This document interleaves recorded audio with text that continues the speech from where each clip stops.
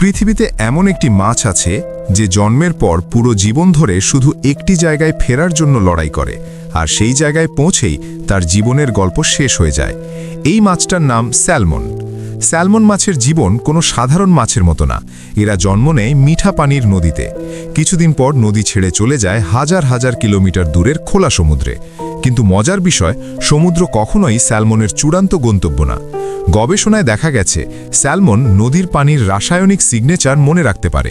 এই ক্ষমতাকে বলা হয় অলফ্যাক্টরি মেমরি। বছরের পর বছর সমুদ্রে থাকার পরও এই স্মৃতির সাহায্যেই স্যালমন ঠিক নিজের জন্ম নেওয়া নদীটাকেই আবার খুঁজে বের করে। কিন্তু ফিরে আসাটা সহজ না। স্যালমনকে সাঁতার কাটতে হয় উজানের দিকে, যেখানে পানির চাপ ভয়ঙ্কর। ঝর্ণা, পাথর, জলপ্রপাত সবকিছুর উপর দিয়ে লাফিয়ে লাফিয়ে এগোতে হয়। এই যাত্রায় অনেক স্যালমন আহত হয়, অনেকেই মারা যায়, তবুও তারা থামে না।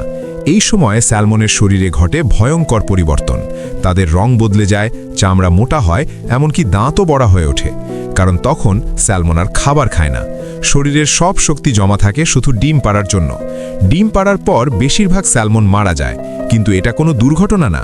মরার আগে স্যালমন নদীতে নিজের শরীরের পুষ্টি ছেড়ে দেয়, যা নদীর ইকোসিস্টেমকে শক্তিশালী করে। অর্থাৎ স্যালমন নিজের জীবন দিয়েই পরবর্তী প্রজন্মের পথ তৈরি করে। তাই স্যালমন মাছ প্রকৃতির সবচেয়ে কঠিন লাইফ মিশনগুলোর একটা উদাহরণ। জন্ম, সংগ্রাম, ফেরা, ত্যাগ, এই হলো স্যালমন।